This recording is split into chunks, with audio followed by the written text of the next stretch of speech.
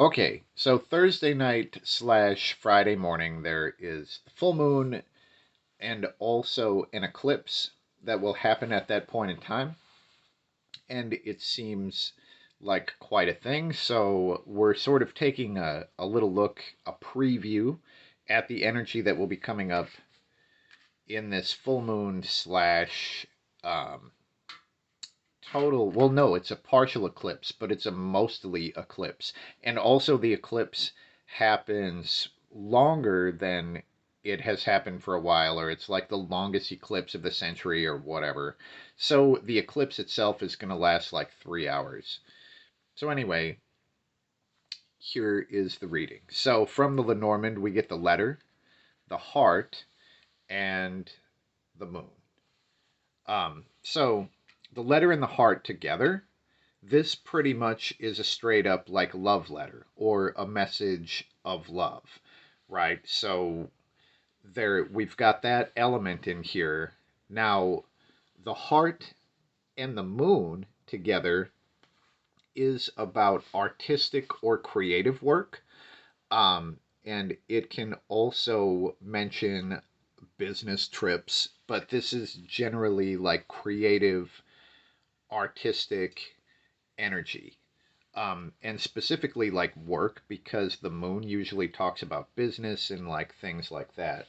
So the moon and the letter together is generally a message about work, or like a decision about some work related shit. So there's like a message of love, and then some artistic and creative energy, and maybe some business shit all mixed up in there somehow. So that seems pretty cool. Now, I looked at the Deviant Moon because as I was looking at this, I just thought it was too kind of vague, and I'm like, so, what the fuck?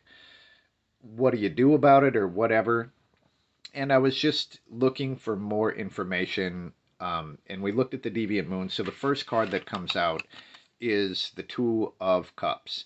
So here's that sort of love letter, sort of romantic energy.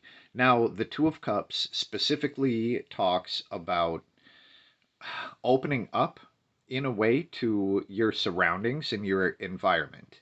Um, and the two people in the Two of Cups are not thinking about what happens in the future or what happened in the past. They're just being in that moment.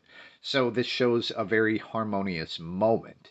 Um, and that seems pretty good. Like the environment isn't fighting you too hard, and you're not fighting the environment too hard. Like there's harmony. Now, another card did come out, and it was the Nine of Swords.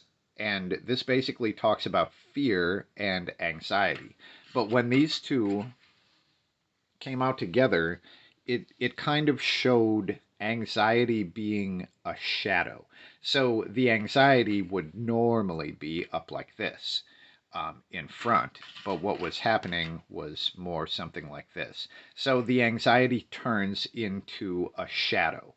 Um, and I mean, during the eclipse, you've got the shadow that moves across the face of the moon. That is really interesting, but that's pretty much what the deviant moon was saying. Like the anxiety that's normally bright and shiny in your face becomes a shadow.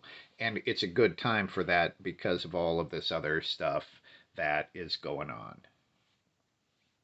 Peace.